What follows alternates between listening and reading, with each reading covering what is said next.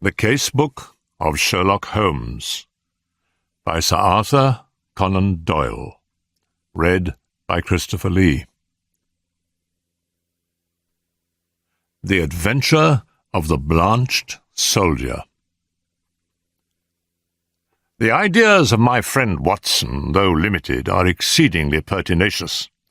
For a long time he has worried me to write an experience of my own.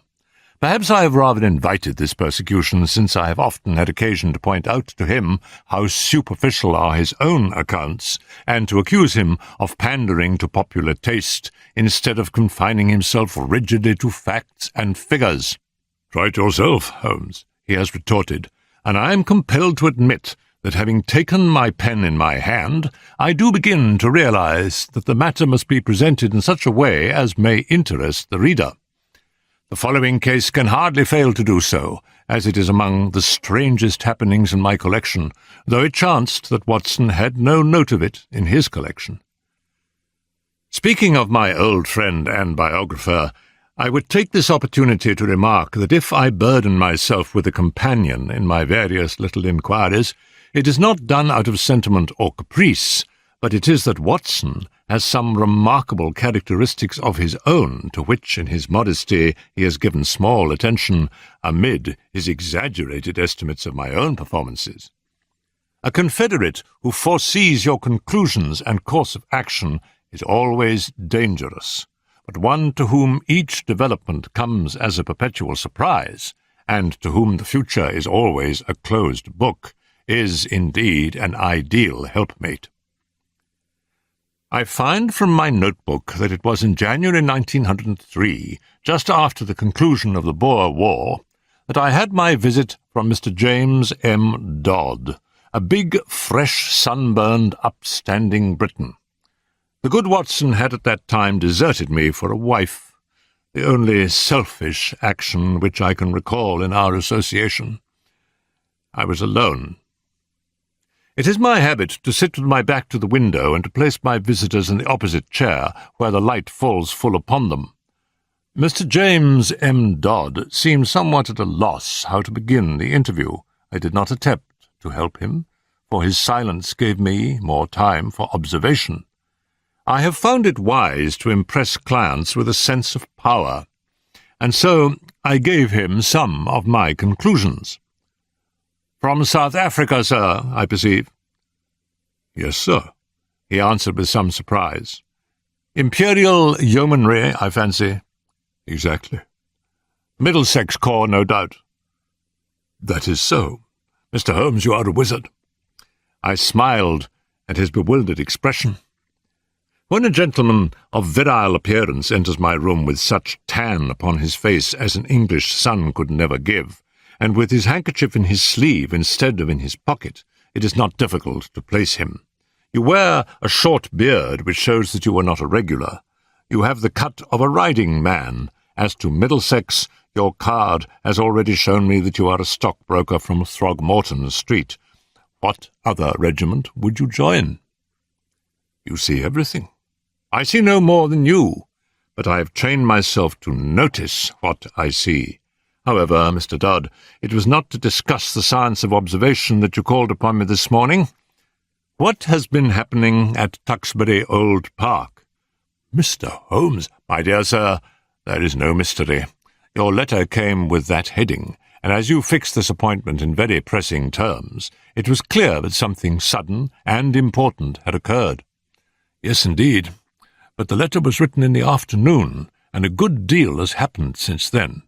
If Colonel Emsworth had not kicked me out—" "Kicked you out?" "Well, that was what it amounted to. He is a hard nail, is Colonel Emsworth, the greatest martinet in the army in his day, and it was a day of rough language, too. I couldn't have stuck the colonel if it had not been for Godfrey's sake." I lit my pipe and leaned back in my chair. "Perhaps you will explain what you are talking about." My client grinned mischievously. "I have got into the way of supposing that you knew everything without being told," said he. "But I will give you the facts, and I hope to God that you will be able to tell me what they mean. I've been awake all night, puzzling my brain, and the more I think, the more incredible does it become."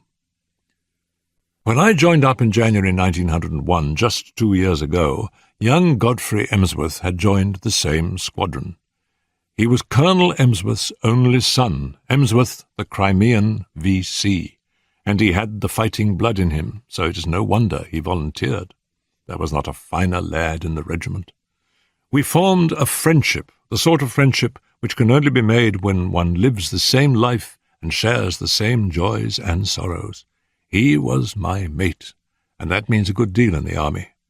We took the rough and the smooth together for a year of hard fighting, and then he was hit with a bullet from an elephant gun in the action near Diamond Hill outside Pretoria. I got one letter from the hospital at Cape Town and one from Southampton. Since then, not a word. Not one word, Mr. Holmes, for 6 months and more, and he my closest pal. Well, when the war was over and we all got back, I wrote to his father and asked where Godfrey was. No answer. I waited a bit and then I wrote again. This time I had a reply, short and gruff. Godfrey had gone on a voyage round the world, and it was not likely that he would be back for a year. That was all. I wasn't satisfied, Mr. Holmes. The whole thing seemed to me so damned unnatural. He was a good lad, and he would not drop a pal like that. It was not like him. Then, again, I happened to know that he was heir to a lot of money, and also that his father and he did not always hit it off too well. The old man was sometimes a bully, and young Godfrey had too much spirit to stand it. No, I wasn't satisfied, and I determined that I would get to the root of the matter. It happened, however, that my own affairs needed a lot of straightening out after 2 years' absence, and so it is only this week that I have been able to take up Godfrey's case again. But since I have taken it up, I mean to drop everything in order to see it through.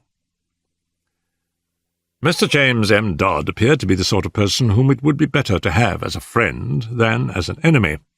His blue eyes were stern, and his square jaw had set hard as he spoke. "Well, what have you done?" I asked. My first move was to get down to his home, Tuxbury Old Park near Bedford, and to see for myself how the ground lay. I wrote to the mother, therefore. I had had quite enough of the curmudgeon of a father, and I made a clean frontal attack. Godfrey was my chum. I had a great deal of interest which I might tell her of our common experiences. I should be in the neighbourhood. Would there be any objection, etc.?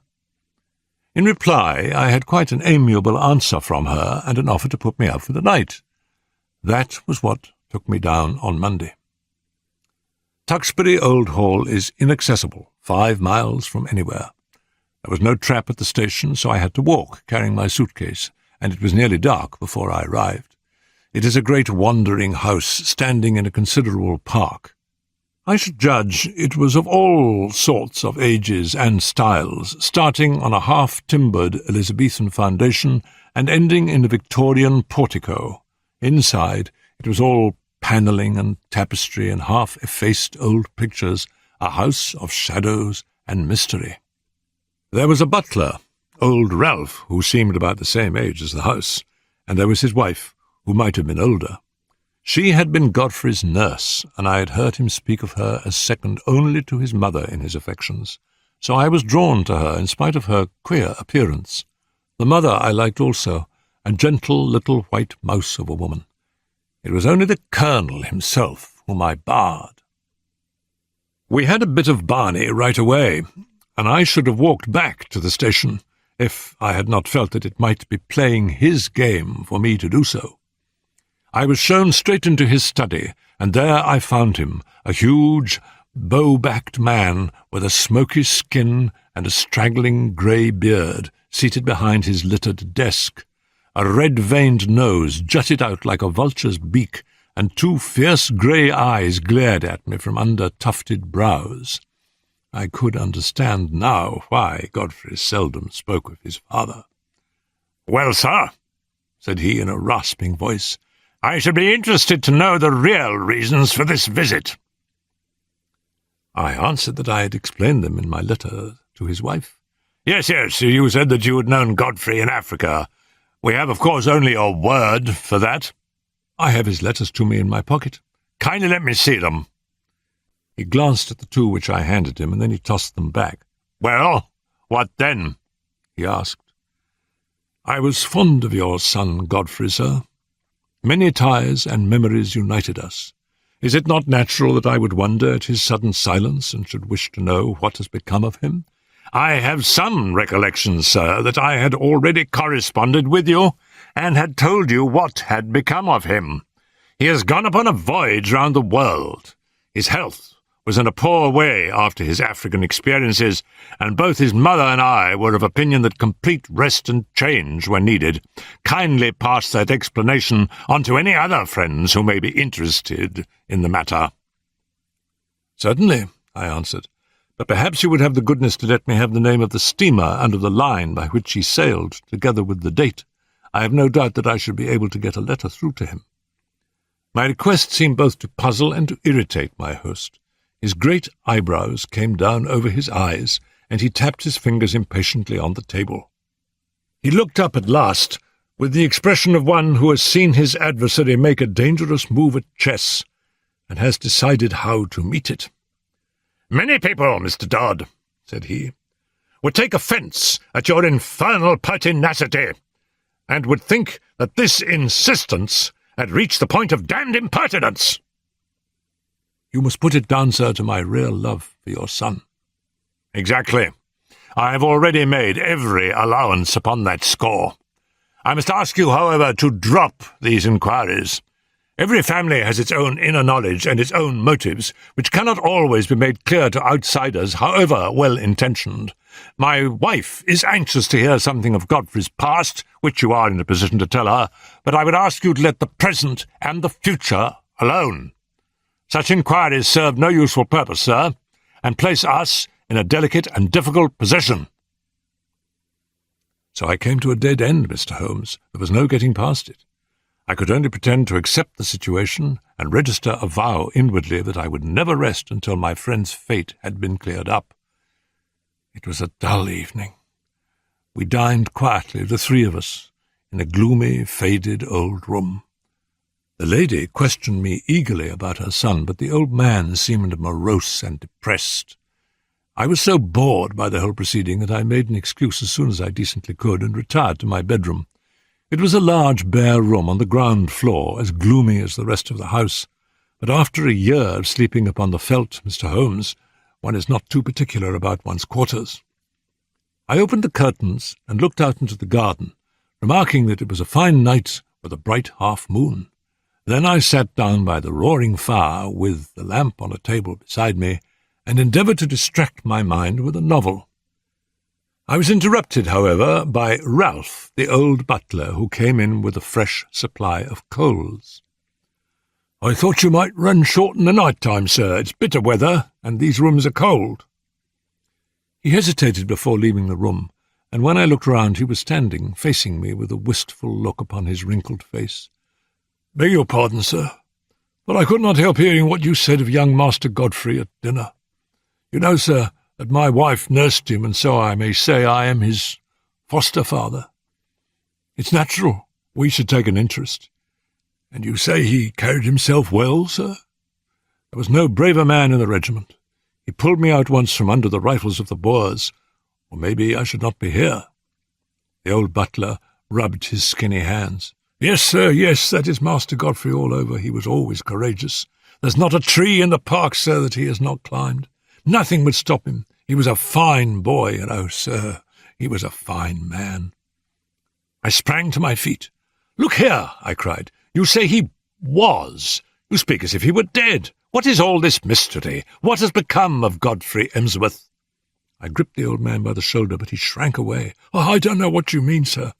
Ask the master about Master Godfrey. He knows. It is not for me to interfere." He was leaving the room, but I held his arm. "Listen," I said. "You are going to answer one question before you leave if I have to hold you all night. Is Godfrey dead?" He could not face my eyes. He was like a man hypnotized. The answer was dragged from his lips. It was a terrible and unexpected one. "I wish to God he was!" he cried, and tearing himself free, he dashed from the room. You will think, Mr. Holmes, that I returned to my chair in no very happy state of mind. The old man's words seemed to me to bear only one interpretation. Clearly my poor friend had become involved in some criminal or at the least disreputable transaction which touched the family honour. That stern old man had sent his son away and hidden him from the world, lest some scandal should come to light. Godfrey was a reckless fellow. He was easily influenced by those around him. No doubt he had fallen into bad hands and been misled to his ruin. It was a piteous business, if it was indeed so, but even now it was my duty to hunt him out and see if I could aid him. I was anxiously pondering the matter when I looked up, and there was Godfrey Emsworth, standing before me. My client had paused, as one in deep emotion. "Pray continue," I said. "Your problem presents some very unusual features." He was outside the window, Mr. Holmes, with his face pressed against the glass. I have told you that I looked out at the night. When I did so, I left the curtains partly open. His figure was framed in this gap. The window came down to the ground, and I could see the whole length of it, but it was his face which held my gaze. He was deadly pale. Never have I seen a man so white. I reckon ghosts may look like that, but his eyes met mine, and they were the eyes of a living man. He sprang back when he saw that I was looking at him, and he vanished into the darkness.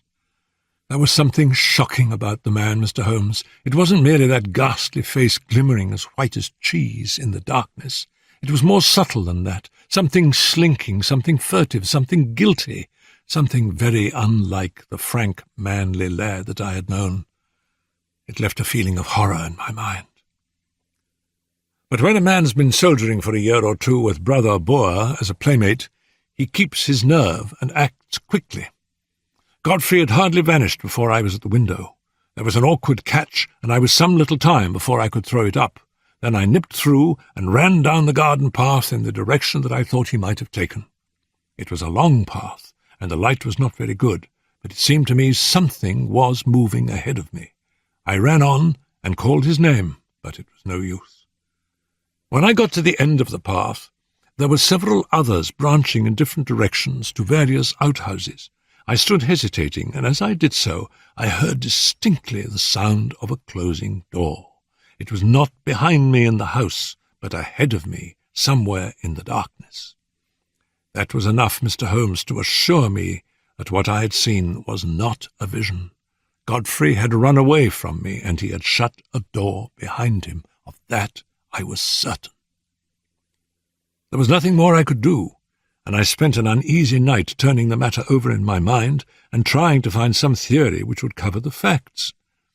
Next day I found the Colonel rather more conciliatory, and as his wife remarked that there were some places of interest in the neighbourhood, it gave me an opening to ask whether my presence for one more night would incommode them. A somewhat grudging acquiescence from the old man gave me a clear day in which to make my observations. I was already perfectly convinced that Godfrey was in hiding somewhere near, but where and why remained to be solved.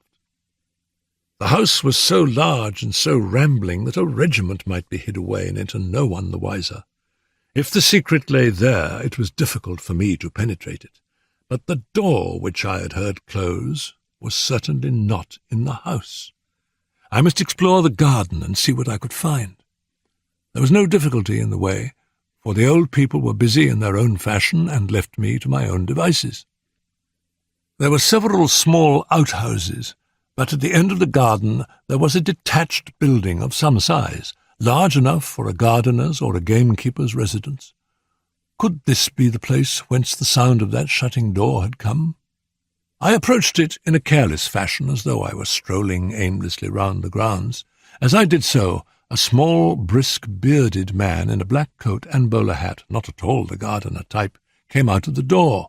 To my surprise, he locked it after him and put the key in his pocket.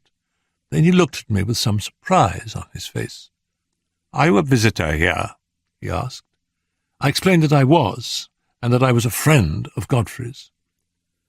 What a pity that he should be away on his travels, for he would have so liked to see me, I continued. Quite so, exactly, said he with a rather guilty air. No doubt you will renew your visit at some more propitious time. He passed on, but when I turned I observed that he was standing watching me, half concealed by the laurels at the far end of the garden. I had a good look at the little house as I passed it, but the windows were heavily curtained, and so far as one could see, it was empty. I might spoil my own game and even be ordered off the premises if I were too audacious, for I was still conscious that I was being watched. Therefore, I strolled back to the house and waited for night before I went on with my inquiry. When all was dark and quiet, I slipped out of my window and made my way as silently as possible to the mysterious lodge. I have said that it was heavily curtained, but now I have found that the windows were shuttered as well. Some light, however, was breaking through one of them, so I concentrated my attention upon this. I was in luck, for the curtain had not been quite closed, and there was a crack in the shutter so that I could see the inside of the room. It was a cheery place enough, a bright lamp and a blazing fire.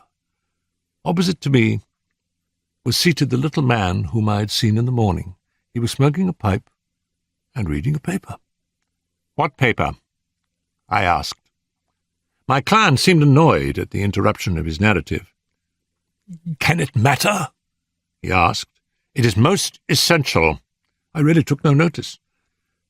"Possibly you observed whether it was a broad-leafed paper or of that smaller type which one associates with weeklies?" Now that you mention it, it was not large. It might have been The Spectator. However, I had little thought to spare upon such details, for a second man was seated with his back to the window, and I could swear that this second man was Godfrey. I could not see his face, but I knew the familiar slope of his shoulders. He was leaning upon his elbow in an attitude of great melancholy, his body turned towards the fire. I was hesitating as to what I should do when there was a sharp tap on my shoulder, and there was Colonel Emsworth beside me. "This way, sir," said he in a low voice. He walked in silence to the house, and I followed him into my own bedroom. He had picked up a timetable in the hall. "There is a train to London at 8:30, said he. "The chap will be at the door at 8. He was white with rage, and indeed I felt myself in so difficult a position that I could only stammer out a few incoherent apologies, in which I tried to excuse myself by urging my anxiety for my friend. "The matter will not bear discussion," said he abruptly. "You have made a most damnable intrusion into the privacy of our family. You are here as a guest, and you have become a spy. I have nothing more to say, sir, save that I have no wish ever to see you again." At this I lost my temper, Mr. Holmes, and I spoke with some warmth.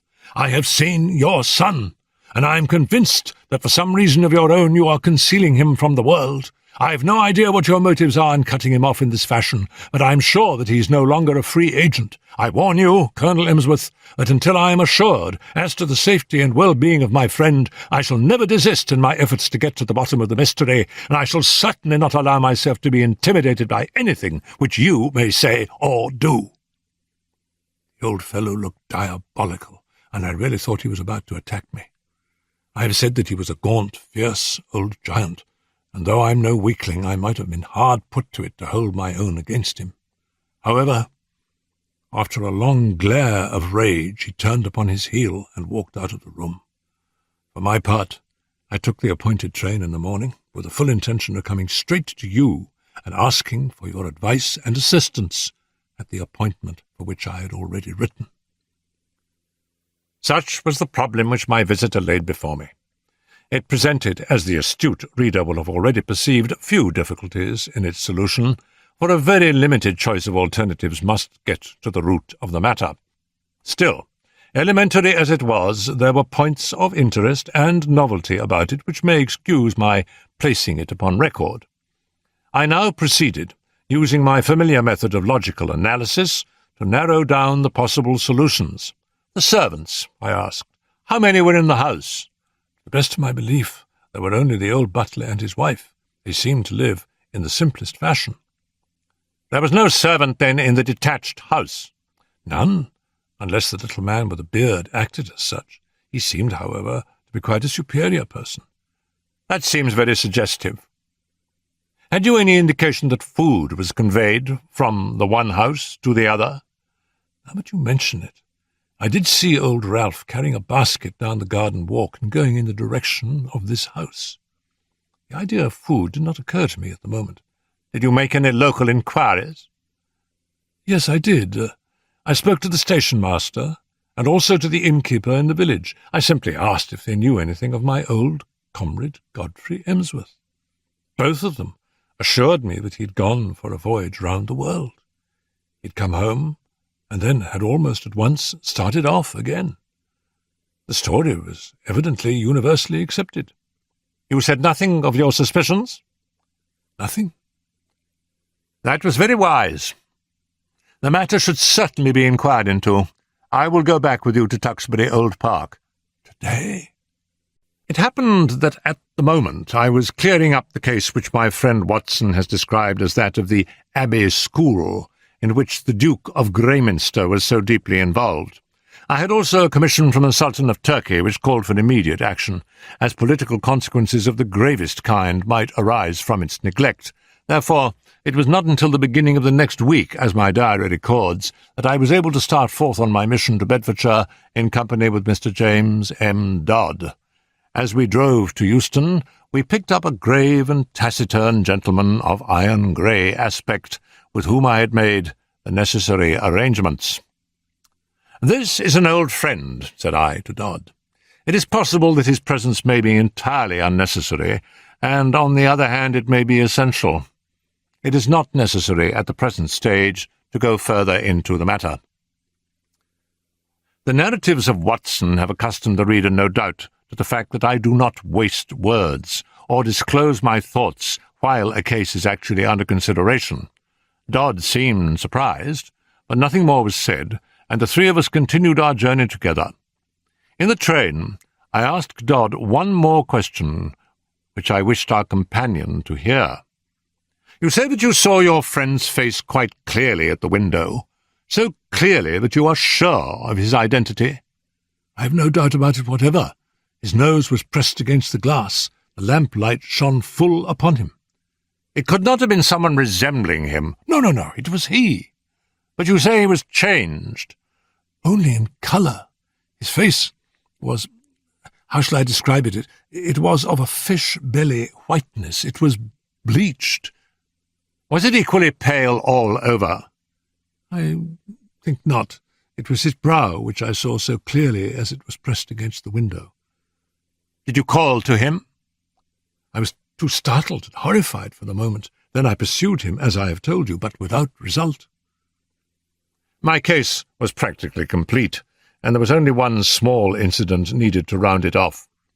When, after a considerable drive, we arrived at the strange old rambling house which my client had described, it was Ralph, the elderly butler, who opened the door. I had requisitioned the carriage for the day, and had asked my elderly friend to remain within it unless we should summon him. Ralph, a little wrinkled old fellow, was in the conventional costume of black coat and pepper-and-salt trousers, with only one curious variant. He wore brown leather gloves, which at sight of us he instantly shuffled off, laying them down on the hall table as we passed in. I have, as my friend Watson may have remarked, an abnormally acute set of senses, and a faint but incisive scent was apparent. It seemed to centre on the hall table. I turned, placed my hat there, knocked it off, stooped to pick it up, and contrived to bring my nose within a foot of the gloves.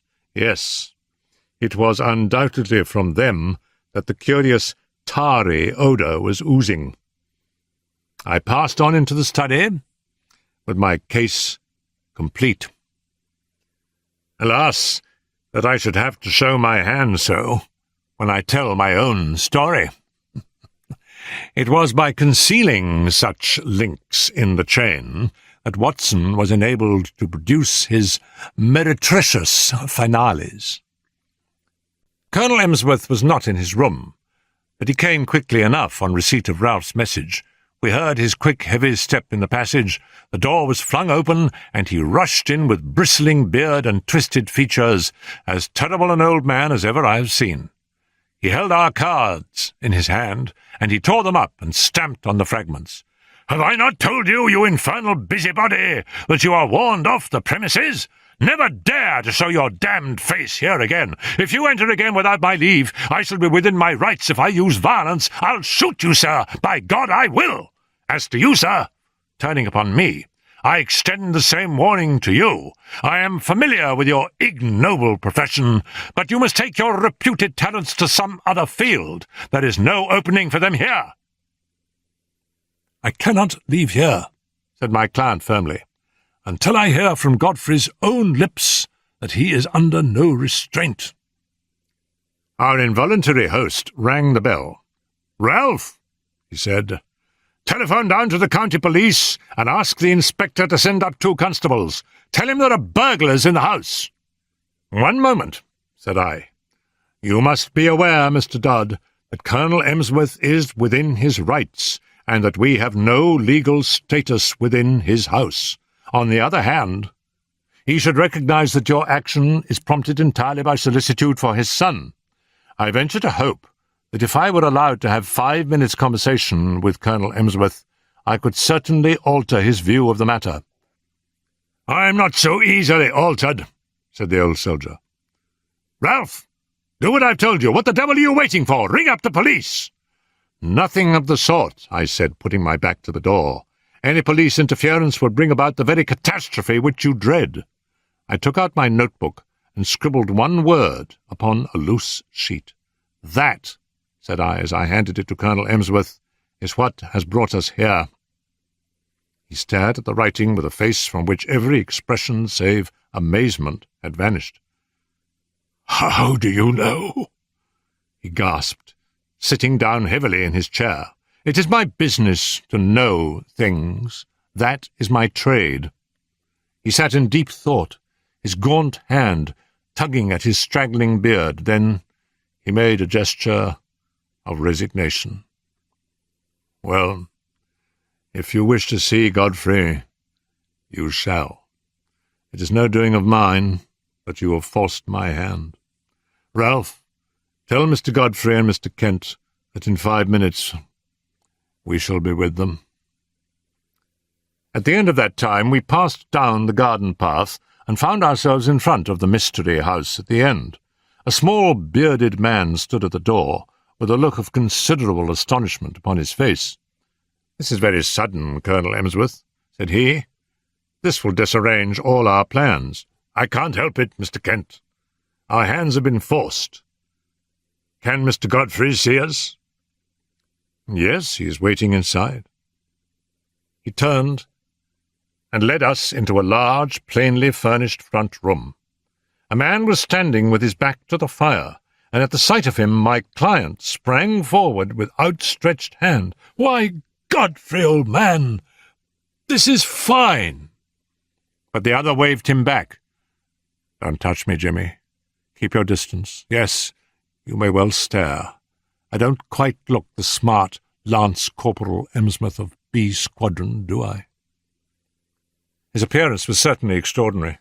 One could see that he had indeed been a handsome man with clear-cut features, sunburned by an African sun, but mottled in patches over this darker surface were curious whitish patches which had bleached his skin. "That's why I don't court visitors," said he. "I don't mind you, Jimmy, but I could have done without your friend.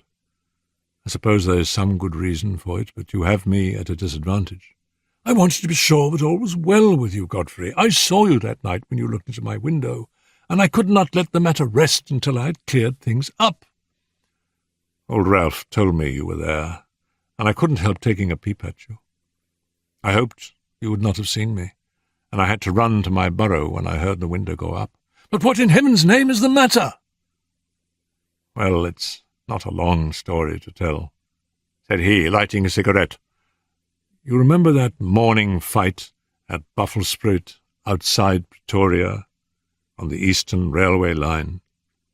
You heard I was hit. Yes, I heard that, but I never got particulars. 3 of us got separated from the others. It was very broken country, you may remember. There was Simpson, the fellow we called Baldy Simpson, and Anderson, and I. We were clearing Brother Boer, but he lay low and got the 3 of us. The other 2 were killed. I got an elephant bullet through my shoulder. I stuck onto my horse, however, and he galloped several miles before I fainted and rolled off the saddle. When I came to myself, it was nightfall, and I raised myself up feeling very weak and ill. To my surprise, there was a house close beside me, a fairly large house, with a broad stoop and many windows. It was deadly cold. You remember the kind of numb cold which used to come at evening, a deadly, sickening sort of cold, very different from a crisp, healthy frost. Well, I was chilled to the bone, and my only hope seemed to lie in reaching that house. I staggered to my feet and dragged myself along, hardly conscious of what I did. I have a dim memory of slowly ascending the steps, entering a wide-open door, passing into a large room which contained several beds, and throwing myself down with a gasp of satisfaction upon one of them. It was unmade, but that troubled me not at all. I drew the clothes over my shivering body, and in a moment I was in a deep sleep. It was morning when I wakened, and it seemed to me that instead of coming out into a world of sanity, I had emerged into some extraordinary nightmare. The African sun flooded through the big curtainless windows, and every detail of the great bare whitewashed dormitory stood out hard and clear. In front of me was standing a small dwarf-like man with a huge bulbous head, who was jabbering excitedly in Dutch, waving 2 horrible hands which looked to me like brown sponges. Behind him stood a group of people who seemed to be intensely amused by the situation, but a chill came over me as I looked at them. Not one of them was a normal human being.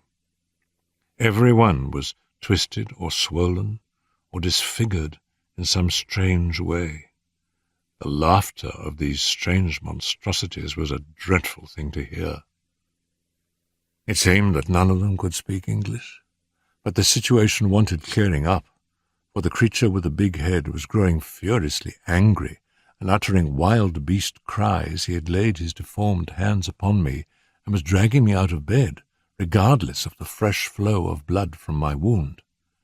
The little monster was as strong as a bull, and I don't know what he might have done to me had not an elderly man who was clearly in authority been attracted to the room by the hubbub.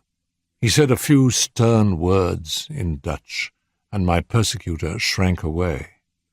Then he turned upon me, gazing at me in the utmost amazement. "How in the world did you come here?" he asked in amazement. "Wait a bit.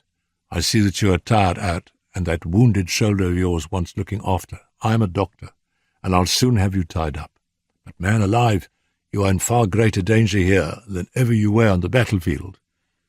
You are in the leper hospital, and you have slept in a leper's bed." Need I tell you more, Jimmy? It seems that in view of the approaching battle, all these poor creatures had been evacuated the day before. Then, as the British advanced, they had been brought back by this, their medical superintendent, who assured me that though he believed he was immune to the disease, he would none the less never have dared to do what I had done. He put me in a private room, treated me kindly, and within a week or so I was removed to the General Hospital at Pretoria. So, there you have my tragedy. I hoped against hope, but it was not until I had reached home that the terrible signs which you see upon my face told me that I had not escaped. What was I to do? I was in this lonely house. We had 2 servants whom we could utterly trust. There was a house where I could live.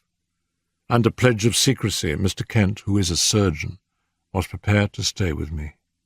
It seemed simple enough on those lines. The alternative was a dreadful one. Segregation for life among strangers with never a hope of release. But absolute secrecy was necessary, or even in this quiet countryside there would have been an outcry and I should have been dragged to my horrible doom. Even you, Jimmy, even you had to be kept in the dark. Why my father has relented, I cannot imagine. Colonel Emsworth pointed to me. This is the gentleman who forced my hand. He unfolded the scrap of paper on which I had written the word leprosy. It seemed to me that if he knew so much as that, it was safer that he should know all. And so it was, said I. Who knows but good may come of it? I understand that only Mr. Kent has seen the patient. May I ask, sir, if you are an authority on such complaints, which are, I understand, tropical or semi-tropical in their nature? I have the ordinary knowledge of the educated medical man, he observed with some stiffness. I have no doubt, sir, that you are fully competent, but I am sure that you will agree that in such a case a second opinion is valuable. You have avoided this, I understand, for fear that pressure should be put upon you to segregate the patient. That is so, said Colonel Emsworth. I foresaw this situation, I explained, and I have brought with me a friend whose discretion may absolutely be trusted. I was able once to do him a professional service, and he is ready to advise as a friend rather than as a specialist. His name is Sir James Saunders. The prospect of an interview with Lord Roberts would not have excited greater wonder and pleasure in a raw subaltern than was now reflected upon the face of Mr. Kent. I shall indeed be proud, he murmured. Then I will ask Sir James to step this way. He is at present in the carriage outside the door. Meanwhile, Colonel Emsworth, we may perhaps assemble in your study, where I could give the necessary explanations. And here it is that I miss my Watson. By cunning questions and ejaculations of wonder, he could elevate my simple art, which is but systematized common sense, into a prodigy. When I tell my own story, I have no such aid, and yet I will give my process of thought, even as I gave it to my small audience, which included Godfrey's mother, in the study of Colonel Emsworth. That process, said I, starts upon the supposition that when you have eliminated all which is impossible, then whatever remains, however improbable, must be the truth. It may well be that several explanations remain, in which case one tries test after test until one or other of them has a convincing amount of support. We will now apply this principle to the case in point. As it was first presented to me, there were 3 possible explanations of the seclusion or incarceration of this gentleman in an outhouse of his father's mansion. There was the explanation that he was in hiding for a crime, or that he was mad, and that they wished to avoid an asylum, or that he had some disease which caused his segregation. I could think of no other adequate solutions. These, then, had to be sifted and balanced against each other. The criminal solution would not bear inspection. No unsolved crime had been reported from that district. I was sure of that. If it were some crime not yet discovered, then clearly it would be to the interest of the family to get rid of the delinquent and send him abroad rather than keep him concealed at home. I could see no explanation for such a line of conduct. Insanity was more plausible. The presence of the second person in the outhouse suggested a keeper. The fact that he locked the door when he came out strengthened the supposition and gave the idea of constraint. On the other hand, this constraint could not be severe, or the young man could not have got loose and come down to have a look at his friend. You will remember, Mr. Dodd, that I felt round for points, asking you, for example, about the paper which Mr. Kent was reading. Had it been the Lancet or the British Medical Journal, it would have helped me. It is not illegal, however, to keep a lunatic upon private premises, so long as there is a qualified person in attendance and that the authorities have been duly notified. Why, then, all this desperate desire for secrecy? Once again, I could not get the theory to fit the facts.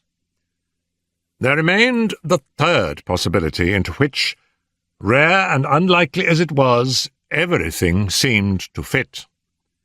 Leprosy is not uncommon in South Africa. By some extraordinary chance, this youth might have contracted it. His people would be placed in a very dreadful position, since they would desire to save him from segregation. Great secrecy would be needed to prevent rumours from getting about, and subsequent interference by the authorities. A devoted medical man, if sufficiently paid, would easily be found to take charge of the sufferer. There would be no reason why the latter should not be allowed freedom after dark. Bleaching of the skin is a common result of the disease. The case was a strong one, so strong that I determined to act as if it were actually proved. When on arriving here I noticed that Ralph, who carries out the meals, had gloves which are impregnated with disinfectants, my last doubts were removed. A single word showed you, sir, that your secret was discovered, and if I wrote rather than said it, it was to prove to you that my discretion was to be trusted. I was finishing this little analysis of the case when the door was opened and the austere figure of the great dermatologist was ushered in. But for once his sphinx-like features had relaxed, and there was a warm humanity in his eyes. He strode up to Colonel Emsworth and shook him by the hand. "It is often my lot to bring ill tidings, and seldom good," said he. "This occasion is the more welcome. It is not leprosy." "What?" "A well-marked case of pseudo-leprosy or ichthyosis, a scale-like affection of the skin. Unsightly, obstinate, but possibly curable, and certainly non-infective. Yes, Mr. Holmes, the coincidence is a remarkable one, but is it coincidence? Are there not subtle forces at work of which we know little? Are we assured that the apprehension from which this young man has no doubt suffered terribly since his exposure to its contagion may not produce a physical effect which simulates that which it fears? At any rate, I pledge my professional reputation. But the lady has fainted. I think that Mr. Kent had better be with her until she recovers from this joyous shock."